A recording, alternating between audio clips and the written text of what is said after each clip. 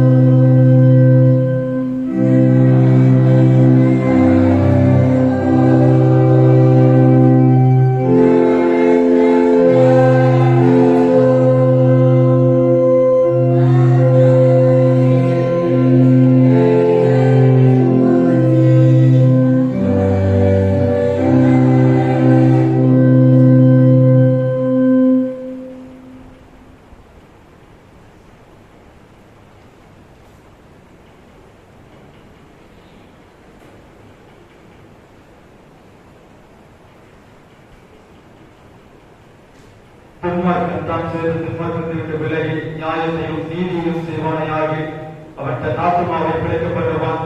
என் மீறுதல்களை நான் அறிந்திருக்கிறேன். என் பாவம் எப்பொழுதும் எனக்கு முன்பாக நிற்கிறது. என் பாவங்களை பாராதபடிக்கு என்னுடைய முகத்தை மறைத்து என் அக்கிரமங்களை எல்லாம் நீக்கியவர்களும் தேவனுக்கு இருக்கும் பலிகள் பெருமுண்டாவிதான். தேவனை பெருமுண்டதும் நறுமுண்டதுமான இருதயத்தை இங்கே புறப்படியே உங்கள் வஸ்திரங்களை அல்ல உங்கள் இருதயங்களை கிழித்து உங்கள் தேவனாகிய கர்த்தருக்கு திரும்புங்கள். அவர் இரக்கமும் மன ஒழுக்கமும் நீதிய சாந்தமும் மிகுந்த கிருபையும் உள்ளவர். அவர் தீங்குக்கு மனசாரப்படுகிறவருமாயிருக்கிறார்.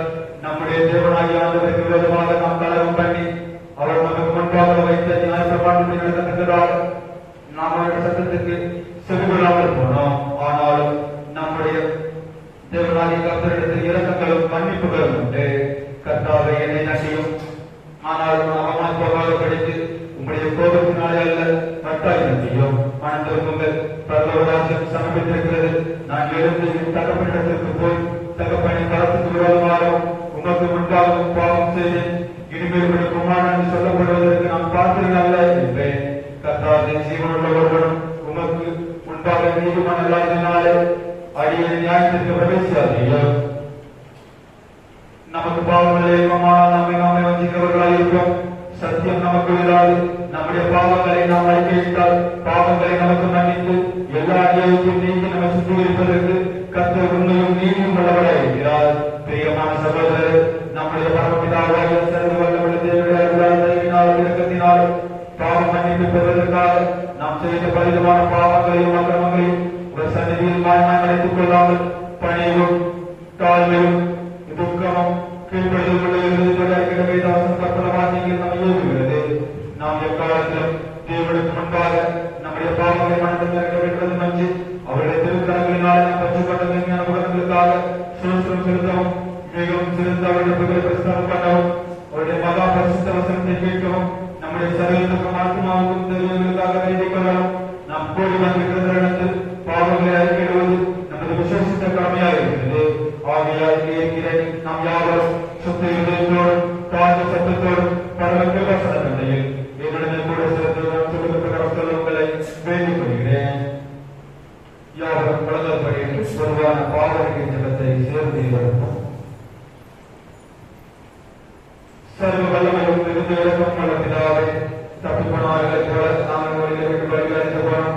எங்கள் இருதயத்தின் யோசனைகளுக்கும் விருப்பங்களுக்கும் மிகவும் இணங்கி நடந்தோம். பரிசுத்த கற்பனைகளுக்கு விரோதமாக குற்றம் செய்தோம். செய்து வந்தோம். எங்களுக்கு சுகமே இல்லை. ஆனாலும் மனிதர்களுக்கு பாவத்திற்குள்ளேயே எங்களுக்கு இருக்கும். தப்பின் பொறுமையாக பாவத்திற்கு சுகப்படுகிற சீர்படுத்தும்.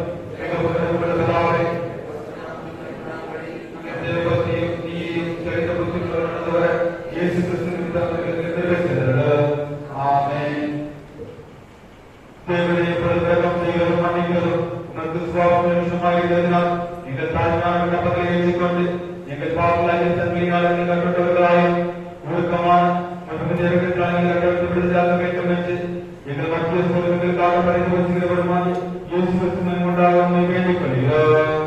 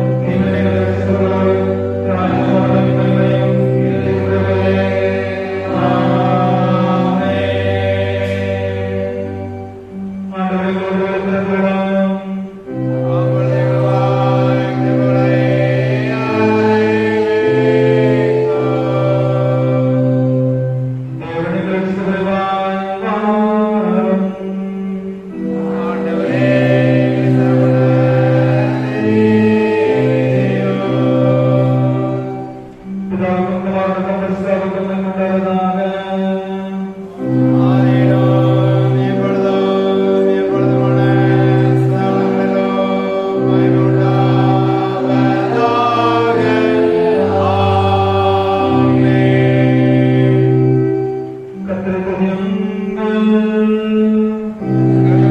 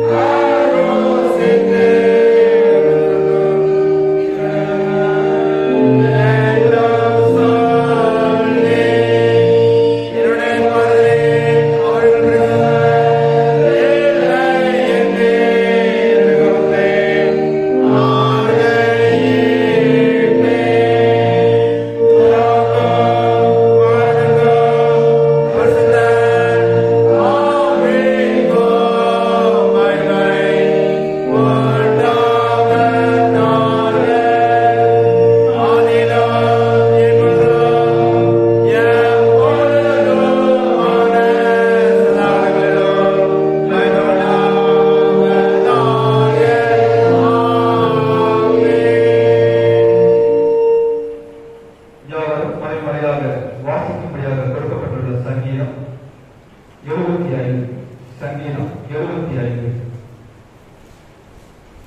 உம்மை துதிக்கிறோம் தேவனே, உம்மை துதிக்கிறோம். உமது நாமம் சங்கமமாக இருக்கிறது என்று உமது அதிசயமான கிரியைகள் அறிவிக்கிறது. பூமியானது அது எல்லா குடிகளோடும் கரைந்து போகிறது. அதன் தூண்களை நான் நிலைநிறுத்துகிறேன்.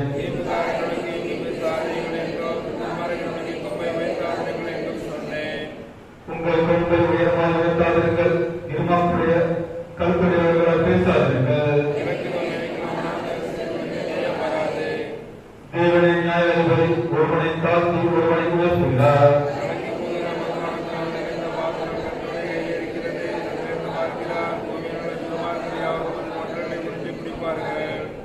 நானோ யுத்தத்திற்கு அறிவித்து யாக்கோபின் தேவனை கீர்த்தனம் பண்ணுவேன்.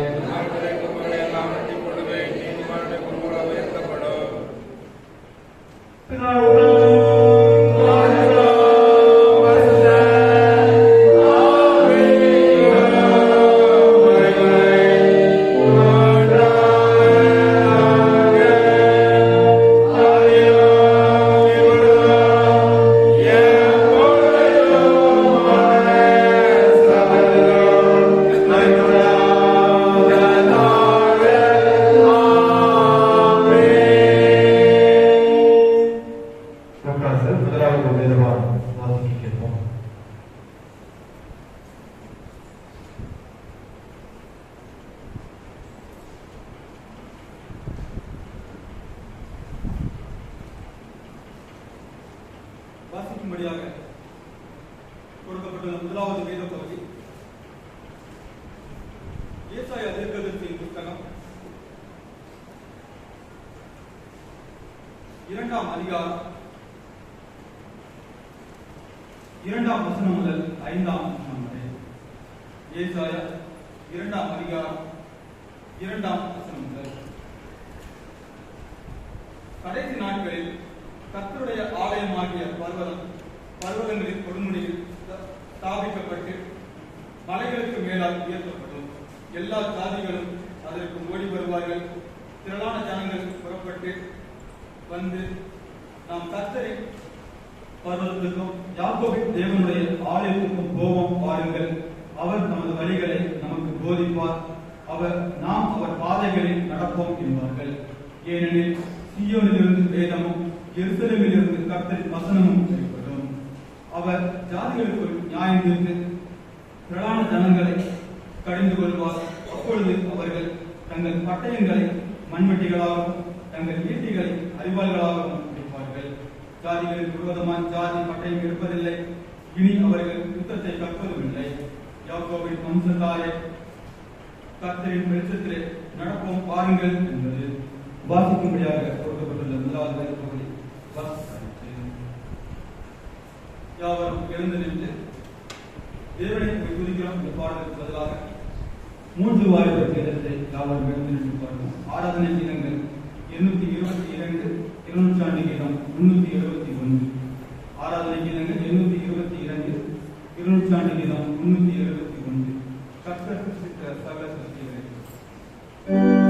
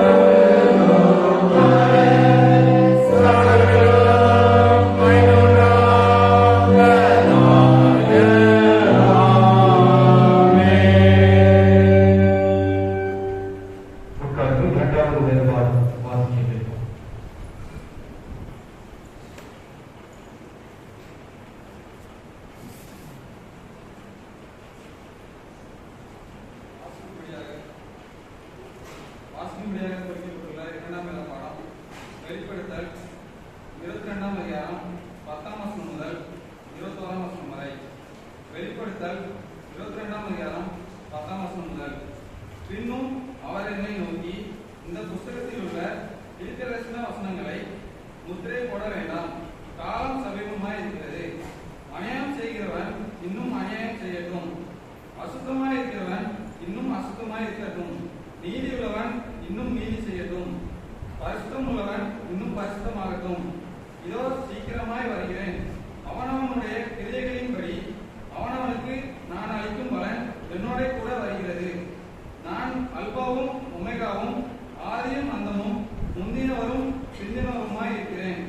ஜீவவிருட்சத்தின் மேல் அதிகாரம் உள்ளவர்களாய் இருப்பதற்கும், வாசல்கள் வழியாய் நகரத்திற்குள் பிரவேசிப்பதற்கும் அவருடைய கற்பனையின்படி செய்கிறவர்கள் பாக்கியவான்கள்.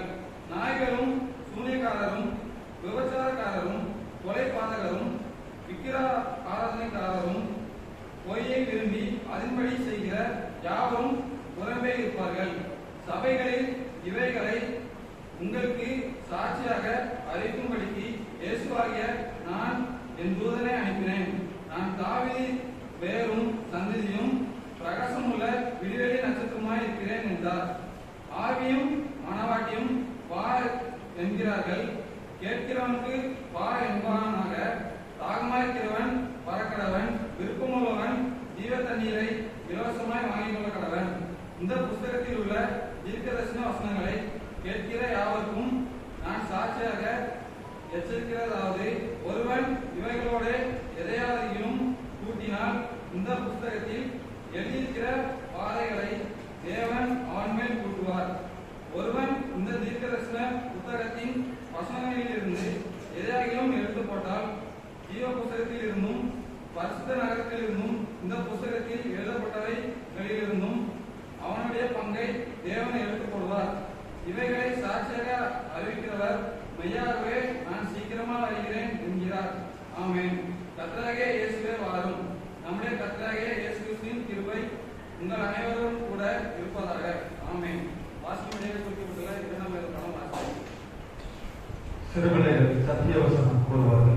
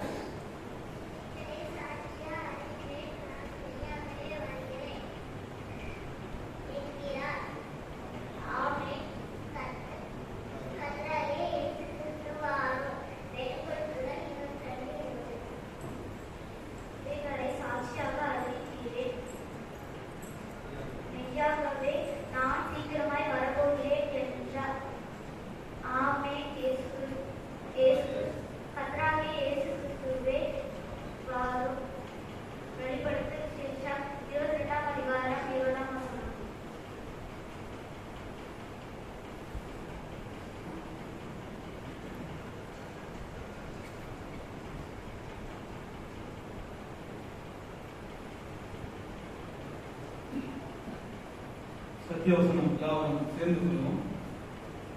மாரநாதா. இவைகளை சாட்சியாக அறிவிக்கிறவர் மெய்யாகவே நான் சீக்கிரமாய் வருகிறேன் என்கிறார். ஆமென். கர்த்தராகிய இயேசுவே வாரும். வெளிப்படுத்தல் 22ஆம் அதிகாரம் 20ஆம் வசனம். வருகின்ற வாரத்திற்கான சத்தியவசனம். குடும்பம் கர்த்தரின் பரிசு. சங்கீதம் 103:17. சங்கீதம் 103:17.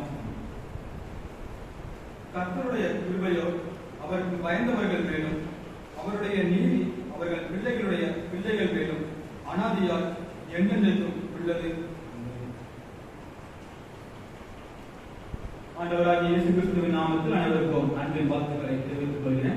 ஆண்டவர் இந்த வருடம் முழுவதும் நம்மை கிருபையால் பாதுகாத்து வழிநடத்தி இந்த மாதத்தின் இறுதிக்குள்ளாக நம்மை அழைத்து வந்திருக்கிறார். ஆண்டவராகிய இயேசு கிறிஸ்துவுக்கு நாம் அனுதினமும் ஸ்தோத்திர பலிகளை செலுத்துகிற பிள்ளைகளாக இருக்கிறோம். இந்த ஆராதனை முடிந்த பிறகு வாலிப பெண்கள் கூட்டம் ஆலயத்தில் வைத்து நடைபெறும். சபையின் வாலிப பெண்கள் யாவரும் கலந்து கொள்ளும்படியாக கேட்டுக்கொள்கிறேன். மதியம் 2 மணிக்கு தாய்மார் கூடுகை ஆலயத்தில் வைத்து நடைபெறும். சபையின் தாய்மார்கள் யாவரும் ஜெபத்தோடு கலந்து கொள்ளும்படியாக கேட்டுக்கொள்கிறேன். வருகின்ற மாலை 3:30 மணிக்கு ஞாயிறு பாடசாலை வகுப்புகள் நமது ஆலயத்தில் வைத்து நடைபெறும். சபை சிறுபிள்ளைகள் யாவரும் கலந்து கொள்ளும்படியாக கேட்டுக்கொள்கிறேன். பெற்றோர்கள் பிள்ளைகளை பாடசாலை வகுப்புகளுக்கு அனுப்பி வைக்கும்படியாக கேட்டுக்கொள்கிறேன். வருகின்ற செவ்வாய்க்கிழமை இரவு 8 மணிக்கு நமது தங்கியாபுரம் பகுதிகளில் கிறிஸ்துமஸ் தாத்தா பவனியாக வந்து கிறிஸ்துமஸ் வாழ்த்து கூறுவார்கள். சபை மக்கள் யாவரும் உற்சாகத்தோடு கிறிஸ்துமஸ் பண்டிகையை கொண்டாடுவதற்கு நாம் ஆயத்தமாக இருக்கிறோம். கிறிஸ்துமஸ் தாத்தா வாழ்த்தோடு கிறிஸ்துமஸ் பண்டிகையை கொண்டாடி அவருடைய ஆசீர்வாதத்தை நாம் யாவரும் பெற்றுக்கொள்கிறோம். வருகின்ற புதன்கிழமை இரவு 9 மணிக்கு கிறிஸ்துமஸ் பண்டிகை ஆயத்த ஆராதனை நடைபெறும். வருகின்ற புதன்கிழமை இரவு 9 மணிக்கு கிறிஸ்துமஸ் பண்டிகை ஆயத்த ஆராதனை நடைபெறும். சபை மக்கள் யாவரும் ஜெபத்தோடு கலந்து கொள்ளும்படியாக கேட்டுக்கொள்கிறேன். வருகின்ற வியாழக்கிழமை அதிகாலை 4:30 மணிக்கு கிறிஸ்துமஸ் பண்டிகை பரிசுத்த திருவிருந்து ஆராதனையாக நடைபெறும் என்பதை தெரிவித்துக் கொள்கிறேன். சபை மக்கள் யாவரும் ஜெபத்தோடு கலந்து கொள்ளும்படியாக கேட்டுக்கொள்கிறேன். ஆயத்த ஆராதனைக்கு சபையை என்ன செய்கிறது? நிறைந்து காணப்படுகிறது. ஆனால் அதுக்கு அடுத்த விடிய காலம் நடக்கிற ஜெபத்தை என்ன செய்ய மாட்டீங்க. அன்னைக்கு முதல் நாள் நைட்டு வந்ததுல பாதி பேர் என்ன செய்ய மாட்டீங்க, வர மாட்டேங்க. அது ஏன் என்ன செய்யுது எனக்கு தெரியல. கிறிஸ்துமஸ் பண்டிகை ஆயத்த ஆராதனை அடுத்த நாள் தான் என்னது? கிறிஸ்துமஸ் ஆராதனை. அப்படிதானே நம்ம ஆசரிப்பது எப்படி தான் ஆசரிக்கும்? 24 நைட்டு 9 மணிக்கு எப்படி ஆசரிக்கிறோம்?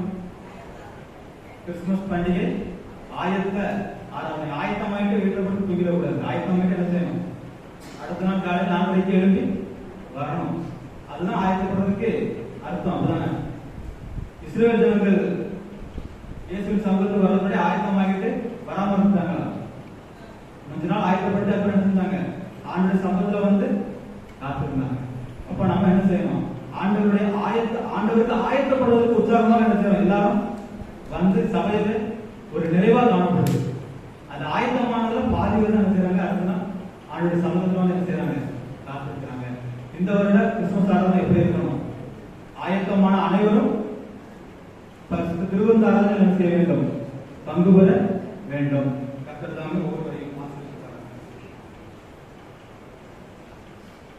வருகின்ற டிசம்பர் மாதம் 25ஆம் தேதி பகல் 1 மணிக்கு திருவசன தேர்வு நடைபெறும் என்பதை தெரிவித்துக் கொள்கிறேன். வருகின்ற வியாழக்கிழமை பகல் 1 மணிக்கு திருவசன தேர்வு நடைபெறும் என்பதை தெரிவித்துக் கொள்கிறேன். திருவசன தேர்வு படிக்கின்ற பிள்ளைகள், எழுதுவதற்கு ஆயத்தப்படுகின்ற பிள்ளைகள் ஒவ்வொருவரும் ஜெபத்தோடு ஆயத்தப்படும்படியாக கேட்டுக்கொள்கிறேன். வருகின்ற வியாழக்கிழமை மாலை 3 மணிக்கு வாலிபர் ஐக்கிய சங்கத்தின் சார்பாக விளையாட்டுப் போட்டிகள் நடைபெற இருக்கிறது. சமூகத்தில் யாரும் உற்சாகத்தோடு கலந்து கொள்ளும்படியாக கேட்டுக்கொள்கிறேன். வருகின்ற வியாழக்கிழமை மாலை 3 மணிக்கு வாலிபர் ஐக்கிய சங்கத்தின் சார்பாக விளையாட்டுப் போட்டிகள் நடைபெற இருக்கிறது. சமூகத்தில் யாவரும் உற்சாகத்தோடு கலந்து கொள்ளும்படியாக கேட்டுக்கொள்கிறேன்.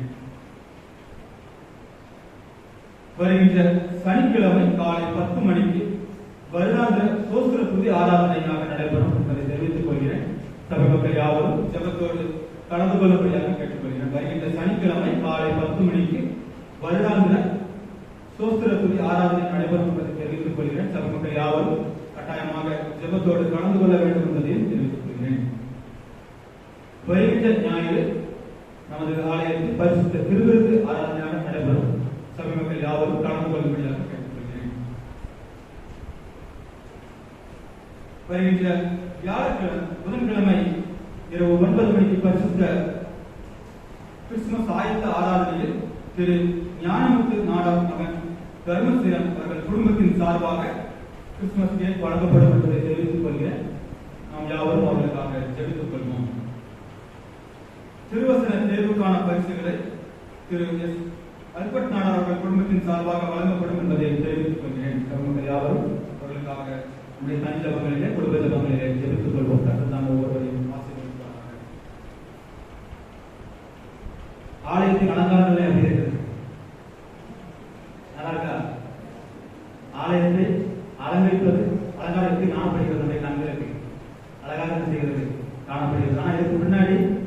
அனைவரோட உழைப்பு இருக்கிறது. தூங்காம நம்முடைய சபை வாலிபர்கள் ஒவ்வொரு நாளும் இரவு வந்து என்ன செய்யறாங்க, இந்த ஆலயத்தை ஒவ்வொரு எப்படியெல்லாம் அலங்கரிக்க முடியும் பார்த்து பார்த்து என்ன செய்யறாங்க, ஒவ்வொரு நாளும் வித்தியாசமா யோசிச்சு என்ன செய்யறாங்க, அலங்கரிக்கிறாங்க.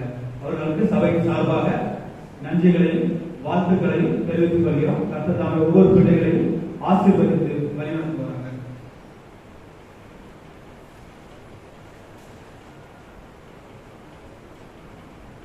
நமது தூத்துக்குடி நாசிரியர் திருமணத்திலிருந்து சத்திய வசன புத்தகம், காலண்டர் மற்றும் சட்ட வாக்கியம் வெளியிடப்பட்டுள்ளது.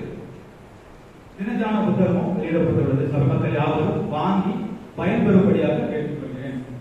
சத்திய வசன புத்தகம் கொஞ்சம் விலை 20 ரூபாய், காலண்டர் கொஞ்சம் விலை 50 ரூபாய், சட்ட வாக்கியம் கொஞ்சம் விலை 15 ரூபாய், தினஜான புத்தகம் கொஞ்சம் விலை 150 ரூபாய்.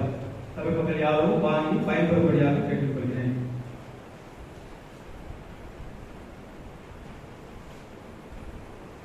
திருமண்டல உயர்நிலை மற்றும் மேல்நிலை பள்ளிகளில் வேலைவாய்ப்புக்கான காத்திருப்போர் பட்டியலில் தங்கள் பெயரை பதிவு செய்தவர்கள் அதனை புதுப்பிப்பதற்கான விண்ணப்ப படிவத்தை திருமண்டல அலுவலகத்தில் 6/1/2026 செவ்வாய்க்கிழமை முதல் 28/1/2026 புதன்கிழமை வரை பெற்றுக் கொள்ளலாம் என்பதை தெரிவித்துக் கொள்கிறேன்.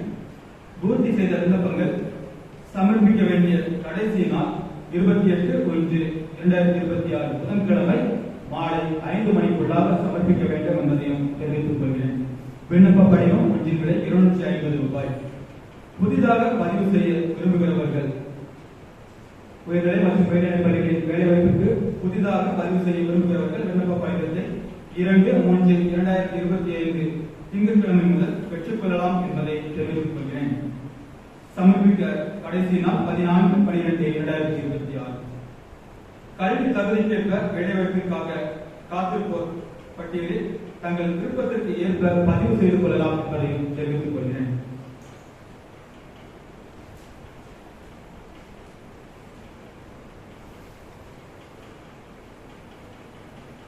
இன்றும் நம் மத்தியிலே கர்த்தருடைய வார்த்தையை பகிர்ந்து கொள்வதற்காக இறையியல் கல்லூரியில் 2ஆம் ஆண்டு பயின்று வரும் சகோதரர் பிளஸிங் அவர்கள் நம் மத்தியிலே வந்திருக்கிறார்கள். அவர்கள் கர்த்தருடைய வார்த்தையை நம் மத்தியில் பகிர்ந்து கொள்வார்கள். அவர்களை சபை சார்பாக வாழ்த்தி வரவேற்கிறோம். வருகின்ற நாட்களில் தங்களது பிறந்த நாள் மற்றும் திருமண நாள் ஆசிரிக்கின்றவர்களின் பெயர்களை வாசிக்கிறேன்.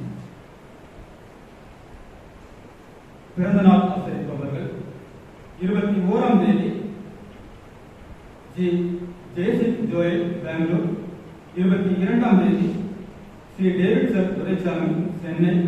23ஆம் தேதி D Emmanuel, Andhra Pradesh. Yasintha Tata Samuel, போஸ்பேட்டை. M Pavanraj, son of P Milton, Jamkhandi.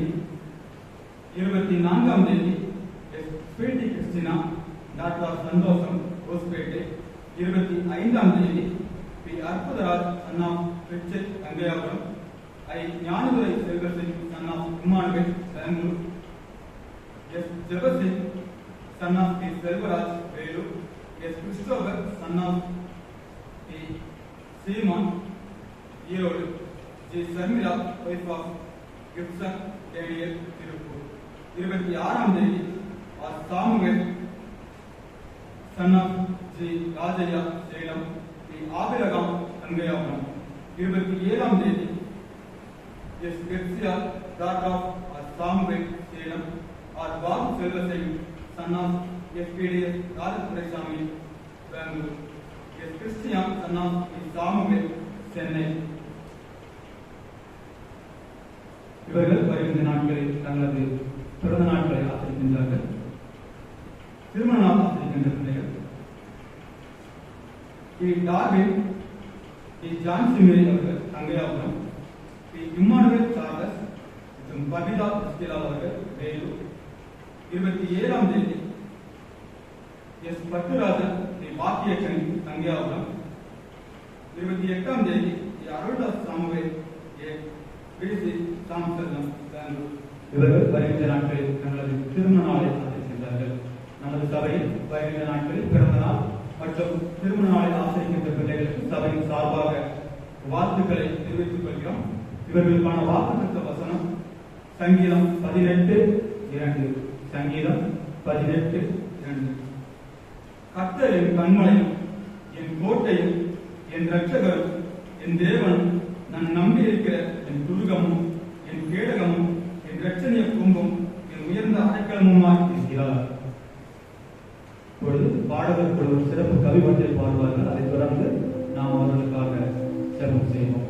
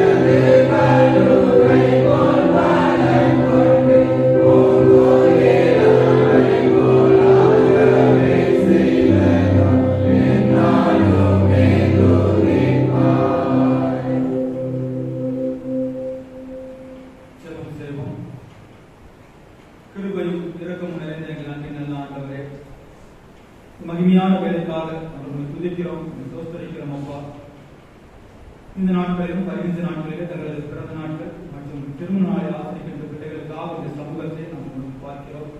ஆண்டவரே, கடந்த வருடம் முழுவதும் உங்களுடைய பிள்ளைகளை கிருபையால் பாதுகாத்து வழி நடத்தி உங்களுடைய சித்தத்தின்படி மீண்டுமாக ஒரு புதிய ஆண்டை காண கிருபை செய்திருக்கிறேன். அதற்காக உங்களுக்கு செலுத்துகிறோம். அப்பா, இதோ உள்ளங்கையிலே வரைந்து வைத்திருக்கிறேன் சொன்ன கர்த்தர் உங்களுடைய பிள்ளைகளுக்கு ஒவ்வொருவரையும் ஆண்டவரை நீதி வலதுகரத்தினாலே தாங்கி எண்ணற்ற நன்மைகளினாலும் ஆண்டவரை எண்ணற்ற ஆசீர்வாதங்களினாலும் உங்களுடைய பிள்ளைகளை நிரப்ப வேண்டும் என்று நாங்கள் சொல்லிக்கிறோம். அப்பா, நீரே உங்களுடைய பிள்ளைகளுக்கு கண்மலையும் கோட்டையுமாக இரட்சகருமாக ஆண்டவரை உங்களுடைய பிள்ளைகள் நம்பியிருக்கிற துருகமாக இருந்து அவர்களை வழிநடத்த வேண்டும் என்று நாங்கள் சொல்லிக்கிறோம். அப்பா, இந்த புதிய ஆண்டிலும் ஆண்டவரை பிள்ளைகளின் வாழ்க்கையை நீ குறித்து வைத்திருக்கின்ற உங்களுடைய சித்தம் இதுவோ ஆண்டவரே, உங்களுடைய திட்டம் எதுவோ அதனை எல்லாமே நீ இந்த பிள்ளைகள் வாழ்க்கையை ஆசீர்வாதமாக நிறைவேற்ற வேண்டும் என்று நாங்கள் சொல்லிக்கிறோம். அப்பா, நல்ல சுகத்தோடும் பலத்தோடும் இந்த பிள்ளைகளை பாதுகாத்துக் கொள்ளும். ஆண்டவரை, இதயத்தின் வேண்டுதல்களை நிறைவேற்றி நீ உங்களுடைய பிள்ளைகளுக்கு எல்லா சூழ்நிலைகளிலும் எல்லா வேலைகளிலும் துணை நின்று அவர்களை பாதுகாத்துக் கொள்ள வேண்டும் என்று நாங்கள் சொல்லிக்கிறோம். அப்பா, கையில் பிரயாசங்களை ஆசீர்வதியும் இரட்டிப்பான நன்மையை தந்து இந்த பிள்ளைகளை வழிநடத்த வேண்டும் என்று நாங்கள் சொல்லிக்கிறோம். அப்பா, குடும்பத்தை ஆசீர்வதியும் பெற்றோர்களை ஆசீர்வதியும் ஒவ்வொருவரையும் நாங்கள் கருத்தில் அர்ப்பணிக்கிறோம். நீரை பொருட்படுத்திக் கொள்ளும் வழிநடத்தும் மீட்பை இயேசுவின் மூலம் ஜெபம் கேளும் ஜீவனுள்ள பிதாவே.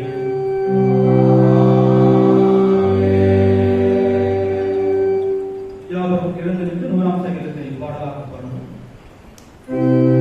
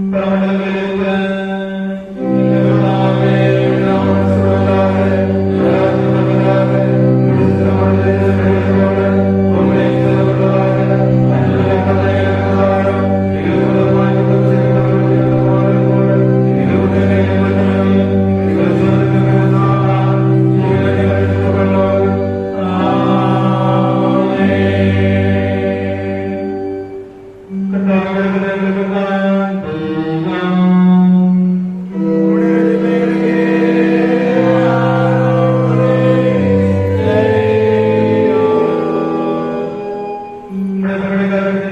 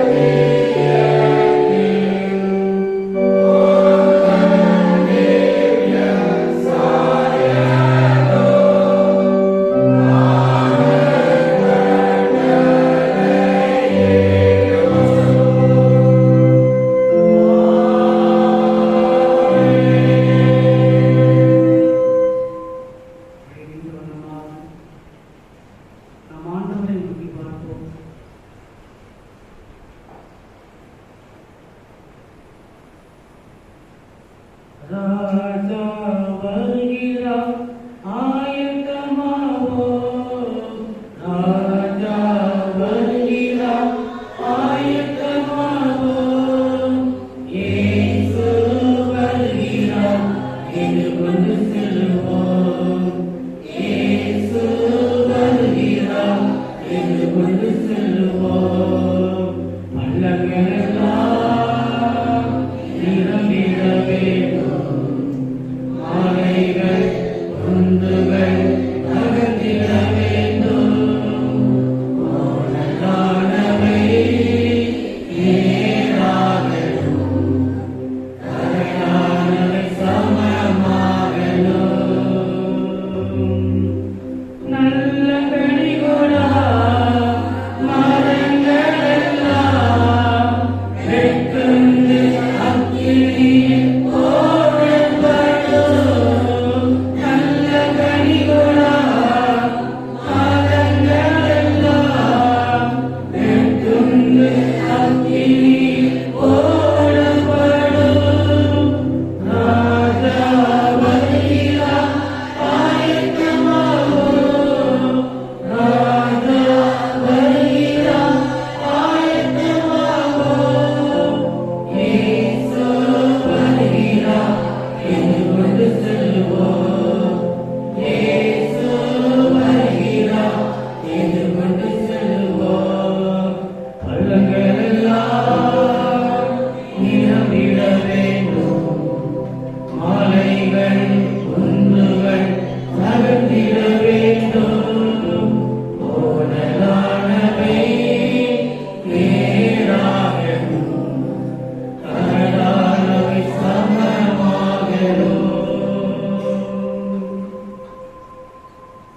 அப்பா உமக்கு ஸ்தோத்திரம். ராஜாவே வர இருக்கிறீர், அதற்காக ஸ்தோத்திரம். உங்களுடைய வருகையை எதிர்நோக்கி காத்துக் கொண்டிருக்கிற ஒவ்வொருவருக்காக நன்றி செலுத்துகிறோம். ஆண்டவரே, இதோ நான் சீக்கிரமாய் வர இருக்கிறேன் என்று வாக்கு பண்ணியிருக்கிறேன். உங்களுடைய வருகை நிமித்தமாக எங்களுடைய வாழ்க்கையானது மகிழ்ச்சியாக இருக்கப் போகிறதா, இல்லை துக்கத்தோடு முடியப் போகிறதா என்பதை நாங்கள் சோதித்து பார்க்கக்கூடிய ஒரு தருணத்திலே இருக்கிறோம். ஆண்டவரே, எங்களோடு பேச வேண்டும் என்று நாங்கள் ஜெபிக்கிறோம். இந்த வார்த்தைக்கு நாங்கள் அர்ப்பணிக்கின்றோம். அடியனை மறைத்து கர்த்தர் வெளிப்படுகிறாக பொறுப்படுத்திக் கொள்ளும் பயணம் இயேசுவின் நாமத்தை ஜெபிக்கிறோம். ஜீவனுள்ள நல்ல பிதாவே, ஆமென். அப்படியே அமர்ந்து கொள்வோம். அல்லேலூயா, அல்லேலூயா. ஆண்டவர் நேற்று இருக்க வேண்டும், அது மாறாததாக இருக்கிறார். இந்த அருமையான நாளிலும் கூட அன்போடு என்னை அழைத்த உங்கள் திருச்சபை சபையோடைய அவர் ஆண்டவராகிய இயேசுவின் நாமத்தாலே அன்போடு வாழ்த்துகிறேன். எப்போது ஊருக்கு வந்தாலும் அன்போடு அவனுக்கு அழைப்பு கொடுத்து செய்தி கொடுக்க வருவீர்களா என்று கேட்கின்ற ஒரு அருமையான தேவ ஊழியர். அதற்காக ஆண்டவரை நான் ஸ்தோத்திரிக்கிறேன். ஒரு மனதோடு அவர்களுக்கு மாத்திரமல்ல, இந்த திருச்சபையின் சபை போதகர் ஐயா அவர்களுக்கும் நன்றியை தெரிவித்துக் கொள்கிறேன். அது மாத்திரமல்ல, திருச்சபை மக்களாகிய உங்கள் யாவருக்கும் என்னுடைய அன்பு கணித வணக்கங்களையும் வாழ்த்துகளையும் தெரிவித்துக் கொள்கிறேன். ஆண்டவராகிய இயேசு கிறிஸ்து சீக்கிரம் வரப்போகிறார். இந்த வெளிப்படுத்தின விசேஷம் 22ஆம் அதிகாரத்திலே நாம் பார்க்கும் பொழுது 20ஆம் வசனத்திலே நாம் பார்க்கின்றோம், இவைகளை சாட்சியாக அறிவிக்கிறவர் மெய்யாகவே நான் சீக்கிரமாய் வருகிறேன் என்கிறார். எல்லாரும் சொல்வோம் ஆமென். என்ன சொல்லணும்? ஆமென். கர்த்தராகிய இயேசுவே வாரும். எல்லாரும் சந்தோஷத்தோடு வரவேற்கக்கூடிய ஒரு சம்பவம் தான் ஆண்டவராகிய இயேசு கிறிஸ்துவின் வருகை. ஆண்டவராகிய இயேசு கிறிஸ்து சொல்லுகின்றார், சாட்சியாக அறிவிக்கின்ற ஆண்டவராகிய இயேசு கிறிஸ்து கூறுகின்றார், மெய்யாகவே நான் வருகிறேன், நிச்சயமாகவே நான் வருகிறேன், உண்மையாகவே நான் வருகிறேன். எல்லாரும் என்ன செய்யணும்? ஆயத்தமாக இருக்கணும். ஆண்டவர் சொல்லுகின்ற மெய்யாகவே நான் சீக்கிரமாய் வருகிறேன் என்று ஆண்டவர் வாக்கு கொடுத்திருக்கின்றார். கொஞ்சம் கேட்டு பாருங்களேன். இப்போ ஆண்டவர் வந்தா நான் தேவனுடைய ராஜ்யத்திற்குள்ளாக பிரவேசிப்பேன் என்கின்ற நிச்சயம் நமக்குள்ளே இருக்கிறதா? கொஞ்சம் கேட்டு பாருங்க. உங்களுக்குள்ளே நீங்க கேட்டு பாருங்க. இப்பொழுது ஆண்டவர் வந்தால், இந்த நிமிட பொழுது வந்தால், ஆண்டவராகிய தேவனை சந்திக்க நான் தகுதி உள்ளவன், எனக்கு தகுதி இருக்கின்றது, ஆண்டவரை தகுதிப்படுத்தியிருக்கின்றார் என்ற நிச்சயம் எனக்குள்ளே நமக்குள்ளே இருக்கிறதா என்று நாம் கேட்டு பார்க்க அழைக்கப்படுகின்றோம். ஆண்டவர் நிச்சயமாகவே வருவார். அது எப்போது என்று தெரியாது. ஆனால் ஆண்டவர் சீக்கிரத்திலே வருவேன் என்று அவர் வாக்கு பண்ணி இருக்கிறபடியினாலே அதை எதிர்நோக்கி கொண்டிருக்க நாம் அழைக்கப்படுகிறோம். ஆண்டவர் இயேசு கிறிஸ்து எப்படி வருவேன் என்று சொல்லியிருக்கின்றார். ஆண்டவர் சொல்லியிருக்கிறார், இதோ இரவிலே திருடன் வருகின்ற வண்ணமாக வருவேன் என்று ஆண்டவர் சொல்லியிருக்கின்றார். ஒரு மனிதனுக்கும் தெரியாது. ஆகவே நாம் ஆயத்தமாக இருக்க வேண்டும். ஆயத்தம் இல்லாத ஜனம் தேவனுடைய வருகையின் போது அது கைவிடப்படும். நாம் ஆயத்தத்தோடு இருக்கிறோமா என்பதை யோசித்து பார்க்க நாம் அழைக்கப்படுகிறோம். ஆண்டவராகிய இயேசு கிறிஸ்து ஏன் வருகிறார்? ஆண்டவராகிய இயேசு கிறிஸ்து ஏன் வருகிறார்? முதலாம் வருகையின் போது ஆண்டவராகிய இயேசு கிறிஸ்து நம்முடைய பாவங்களுக்காக, நம்முடைய பாவத்திலிருந்து மீட்டெடுப்பதற்காக பாலகனாக இந்த உலகத்திலே வந்து பல பாடுகளை பட்டு அவர் சிலுவையிலே அவர் பலியாக அவர் ரத்தம் சிந்தி அவர் 3ஆம் நாளிலே உயிரோடு எழுந்ததை நாம் பார்க்கிறோம். அப்படிப்பட்ட ஆண்டவராகிய இயேசு கிறிஸ்து ஏன் மீண்டும் வர வேண்டும்? ஆண்டவராகிய இயேசு கிறிஸ்து ஏன் மீண்டும் வர வேண்டும் என்று நாம் பார்க்கும் பொழுது, ஆண்டவர் நமக்கு பலன் கொடுக்க வருகின்றார். ஆண்டவர் நமக்கு பலன் அளிக்க வருகின்றார். இந்த வெளிப்படுத்தின விசேஷம் 22ஆம் அதிகாரம் 11-12ஆம் வசனத்தை நாம் வாசித்து பார்க்கும் பொழுது, அநியாயம் செய்கிறவன் இன்னும் அநியாயம் செய்யட்டும், அசுத்தமாய் இருக்கிறவன் இன்னும் அசுத்தமாய் இருக்கட்டும், நீதி உள்ளவன் இன்னும் நீதி செய்யட்டும், பரிசுத்தம் உள்ளவன் இன்னும் பரிசுத்தமாகட்டும், இதோ சீக்கிரமாய் வருகிறேன். அவன் அவனுடைய கிரியைகளின்படி அவன் அவனுக்கு நான் அளிக்கும் பலன் என்னோட கூட வருகிறது. அல்லேலூயா, அல்லேலூயா. நான் சீக்கிரமாய் வர இருக்கின்றேன். அவன் அவனுடைய கிரியைகளின்படி பலன் கொடுக்க நான் வருகிறேன் என்று ஆண்டவர் பலன் கொடுக்கின்றார். நமக்கு பலன் கொடுக்க, நம்முடைய கிரியைகளுக்கு தக்க பலன் அளிக்க ஆண்டவராகிய இயேசு கிறிஸ்து அவர் வர இருக்கின்றார். ஆயத்தமாக இருக்கிறோமா என்பதுதான் நாம் கேட்க வேண்டிய ஒரு காரியம். நம் ஆயத்தத்தோடு இருப்பவையானால் ஆண்டவர் கொடுக்கின்ற பலனிலே நம்ம பங்கேற்க முடியும். ஒருவேளை நாம் ஆயத்தம் இல்லாது இருப்பவையானால் நாம் கைவிடப்பட்ட நிலைமையிலே நாம் புறமே இருப்போம் என்று வேதம் கூறுகிறது. இதை வெளிப்படுத்தின விசேஷம் 22ஆம் அதிகாரம் 15ஆம் வசனத்தை நாம் பார்க்கும் பொழுது, நாய்களும் சூனியக்காரரும் விபச்சாரக்காரரும் கொலைபாதகரும் விக்கிரக ஆராதனைக்காரரும் பொய்யை விரும்பி அதன்படி செய்கிற யாவரும் எங்கே இருப்பாங்களா? புறம்பே இருப்பார்கள். புறம்பே என்றால் வாசலுக்கு வெளியே நினைத்து விடக்கூடாது. மாறாக புறம்பே என்பது அந்த அக்கினி கடலுக்குள்ளாக இருப்பார்கள் என்பதை நாம் புரிந்து கொள்ள நாம் அழைக்கப்படுகின்றோம். வெளிப்படுத்தின விசேஷம் 21ஆம் அதிகாரம் 8ஆம் வசனத்திலே நாம் அதை பார்க்க முடியும். அக்கினியும் கண்டகமும் எரிகிற கடலிலே பங்கடைவார்கள் என்று வேதம் எழுதி வைத்திருக்கிறது. நாம் ஆயத்தத்தோடு இருக்கிறோமா என்பதை நாம் சீர்தூக்கி பார்க்க நாம் அழைக்கப்படுகின்றோம். எப்படி ஆயத்தப்படுவது? நாம் ஆயத்தத்தோடு இருக்கிறோமா இல்லையா என்பதை எப்படி தெரிந்து கொள்வது? அநேகருக்கு நாம் ஆயத்தமாக இருக்கிறோம் என்கின்ற காரியம் தெரியவில்லை. நான் எப்படி ஆயத்தமாக இருப்பது என்கின்ற காரியம் தெரியவில்லை. ஏதோ சர்ச்சைக்கு வருகின்றோம், தசமபாகம் செலுத்துகின்றோம், காணிக்கை கொடுக்கின்றோம் என்று நாம் பேசிக் கொண்டு தெரிகின்றோம். ஆனால் தேவன் விரும்புகின்ற ஆயத்தம் நமக்குள்ளே இல்லை. ஆகவே தான் ஆண்டவர் ஆயத்தமாக இருக்க வேண்டும் என்று எதிர்பார்க்கின்றார். எப்படி ஆயத்தமாக இருக்க வேண்டும் என்பதை வேதம் நமக்கு கற்றுக் கொடுக்கின்றது. ஒரு அழகான உவமை நமக்கு சொல்லப்பட்டிருக்கின்றது. மத்தேயு 25ஆம் அதிகாரம். என்னோடு கூட சேர்ந்து விவேகமாக வேதத்தை திருப்புங்கள். மத்தேயு 25ஆம் அதிகாரத்திலே நாம் பார்க்க முடியும்.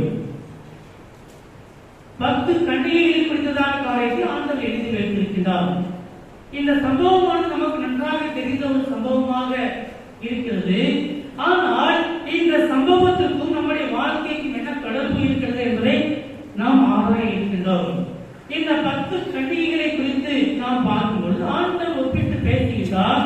பரலோக ராஜ்யமானது தங்கள் தீவட்டிகளை பிடித்துக் கொண்டு மணவாளனுக்கு எதிர்கொண்டு போக புறப்பட்ட 10 கன்னிகைகளுக்கு ஒப்பா இருக்கிறது என்று ஆண்டவர் பேசுகின்றார். இந்த 10 கன்னிகைகளை ஆண்டவர் பிரிக்கின்றார், 2 கூட்டமாக பிரிக்கின்றார். ஒரு கூட்டம் என்ன கூட்டம்? புத்தி உள்ள கூட்டம். இன்னொரு கூட்டம் புத்தி இல்லாத கூட்டம். ஆண்டவர் 2 கூட்டமாக பிரிக்கின்றார், புத்தி உள்ள கூட்டம், புத்தி இல்லாத கூட்டம். இப்ப கேள்வி என்னன்னா, நம்ம புத்தி உள்ள கூட்டத்தில் இருக்கிறோமா, புத்தி இல்லாத கூட்டத்தில் இருக்கிறோமா அப்படிங்கிறது கேள்வி. நமக்கே தெரியாது நான் புத்தி உள்ள கூட்டத்தில் இருக்கிறேனா புத்தி இல்லாத கூட்டத்தில் இருக்கிறேனா என்கிற கேள்வியோடு கூட ஒருவேளை இடத்தை இருக்கலாம். ஆண்டவர் நம்மோடு பேச விரும்புகிறார். 5 பேர் புத்தி உள்ளவர்கள் என்று வேதம் எழுதி வைத்திருக்கிறது. 5 பேர் புத்தி இல்லாதவர்கள். இந்த புத்தி உள்ளவர்கள் எப்படி காணப்பட்டார்கள், இந்த புத்தி இல்லாதவர்கள் எப்படி காணப்பட்டார்கள் என்பதை நாம் ஆராய்ந்து பார்ப்போமே. ஆனால் நாம் புத்தி உள்ளவர்களா புத்தி இல்லாதவர்களா என்பதை ஆராய முடியும். இந்த மத்தேயு 25ஆம் அதிகாரத்திலே நாம் ஒரு வசனத்தை வாசிக்கலாம். 3ஆம் வசனத்தை ஒரு சத்தமாக வாசியுங்கள். புத்தி இல்லாதவர்கள் தங்கள் தீவட்டிகளை எடுத்துக்கொண்டு போனார்கள், எண்ணெயையோ கூட கொண்டு போகவில்லை. 4ஆம் வாசியுங்கள். புத்தி உள்ளவர்கள் தங்கள் தீவட்டிகளோடும் கூட தங்கள் பாத்திரங்களில் எண்ணெயையும் கொண்டு போனார்கள். அல்லேலூயா, அல்லேலூயா. புத்தி உள்ளவர்களுக்கும் புத்தி இல்லாதவர்களுக்குமான வித்தியாசத்தை வேதம் தெளிவாக எடுத்து வைத்திருக்கின்றது. மணவாளனை சந்திக்க புறப்படுகின்ற மணவாட்டியினுடைய வீட்டார்களை தான் இந்த 10 கன்னிகைகள் என்று வேதம் கூறுகிறது. மணவாட்டியினுடைய வீட்டார்கள் 10 கன்னிகைகள் மணவாளனை சந்திக்க புறப்பட்டுக் கொண்டிருக்கிறார்கள். மணவாளனுக்கு எதிராக புறப்பட்டு வருகிறார், மணவாட்டியினுடைய வீட்டாரும் புறப்பட்டு போகிறார்கள். எதற்காக போய் கொண்டிருக்கிறார்கள் என்று பார்க்கும் பொழுது மணவாளன் ஆயத்தம் பண்ணி வைத்திருக்கின்ற அந்த ஒரு பெரிய விருந்துக்காக இவர்கள் ஆயத்தத்தோடு போய் கொண்டிருக்கிறார்கள். யூதருடைய வழக்கத்தின்படி திருமணமானது அது 3 நிலைகளில் நடைபெறும். அந்த 3 நிலைகளில் நடைபெறுகின்ற அந்த திருமணத்திலே வேதம் எழுதி வைத்திருக்கின்ற இந்த நிலையானது 3வது நிலை. முதலாவது நிலை அது என்கேஜ்மென்ட், நிச்சயதார்த்த நிலை. 2வது நிலை அது மாபந்தம் என்கின்ற ஒரு நிலை.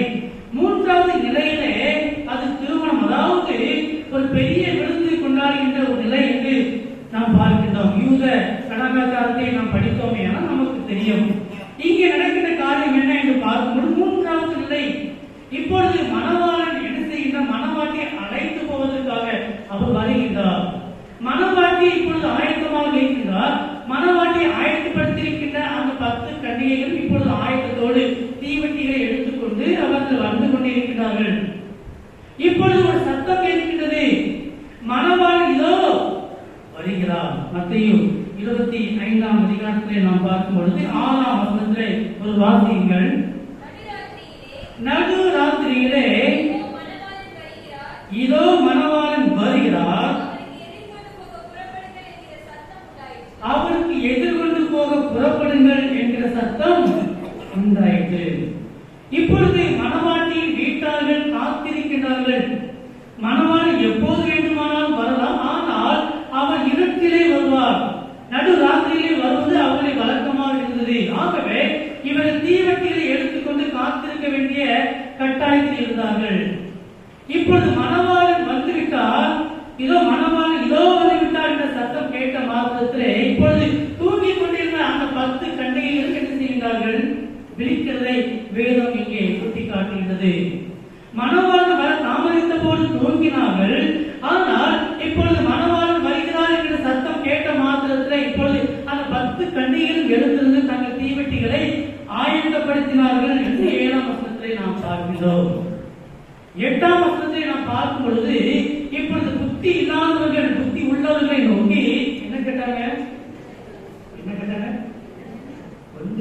கொடுத்தா நல்லா இருக்குமே. என் தீவட்டி என்ன செய்யுது? அணைஞ்சு போயிட்டு. தீவட்டி அணைஞ்சு போது கொஞ்சம் கொடுங்களேன். ஆனா கொடுக்கல. புத்தி உள்ளவர்கள் என்ன செய்யல? கொடுக்கல. ஏன் கொடுக்கல? ஒருவேளை கொடுத்தா போற வழியில உனக்கும் ஒரு வேலை அணைஞ்சிடும், இல்லட்டா எனக்கும் அணைஞ்சிடும். அப்போ நீ என்ன பண்ணு? விக்கிரவன்ட்ட போய் என்ன பண்ணிக்க? வாங்கிக்கோ என்று சொல்லி ஞானமாக பதில் கொடுத்த புத்தி உள்ளவர்களை நாம் இங்கே பார்க்கின்றோம். ஆனால் இந்த புத்தி இல்லாதவர்கள் எப்படி காணப்பட்டார்கள்? மணவாளன் வருகின்ற வரைக்கும், மணவாளன் இதோ வருகிறார் என்கிற சத்தம் கேட்கின்ற வரைக்கும் உணவில்லாதவர்களாக, ஆயத்தம் இல்லாதவர்களாக அவர்கள் காணப்பட்டார்கள். என்னை கொண்டு போக வேண்டும் என்கின்ற ஒரு எண்ணம் காணப்படவில்லை. புத்தி உள்ளவர்கள் என்ன இருந்தால்தான் தீவட்டி எரியும் என்பதை அறிந்து கொண்டிருந்தார்கள். புத்தி இல்லாமல் தீவட்டியை கொண்டு போனார்கள், கொளுத்தி பார்த்தார்கள், கொஞ்சம் எரிந்தது, ஆனால் அணைய ஆரம்பித்தது. ஏன்? எண்ணெய் காணப்படவில்லை. புத்தி உள்ளவர்கள் தங்கள் தீவட்டிகளோடு கூட எண்ணெயை சேர்த்து கொண்டு போனார்கள், தீவட்டி கொழுந்து விட்டு எரிந்தது. நடந்த காரியம் என்ன? மணவாளன் வந்துவிட்டார். இப்பொழுது மணவாளன் வந்த மாத்திரத்தை தீவட்டி எரிந்து கொண்டிருந்த அந்த 5 புத்தியுள்ள கன்னிகைகளும் இப்பொழுது மணவாளனுடைய சந்தோஷத்திற்குள்ளாக அந்த விருந்து பண்டிகைக்குள்ளாக பிரவேசித்து விட்டார்கள். இப்பொழுது எண்ணெய் வாங்கிக் கொள்ள வேண்டும் என்கிற நோக்கத்தோடு புறப்பட்ட அந்த மற்ற புத்தியிலான 5 கன்னிகைகளும் என்ன ஆனார்கள்? மத்திய 25ஆம் அதிகாரம் 10ஆம் வசனத்தை நாம் பார்க்கும் பொழுது, அப்படியே அவர்கள் வாங்க போன போது மணவாளன் வந்துவிட்டார். ஆயத்தமாக இருந்தவர்கள் அவரோடு கூட கல்யாண வீட்டுக்குள் பிரவேசித்தார்கள். கதவும் அடைக்கப்பட்டது. பிரச்சனை என்னன்னா, கதவு அடைக்கப்பட்டாச்சு. இப்போ அந்த பங்கனுக்குள்ளாக பிரவேசிக்கும்படியான பாக்கியத்தை புத்தி இல்லாதவர்கள் இழந்து போனார்கள். அவங்க செஞ்ச ஒரே ஒரு காரியம் என்ன? ஒரே ஒரு காரியம் என்ன? ஆயத்தத்தோடு வந்தாங்க. நல்ல ஆயத்தம் தான்.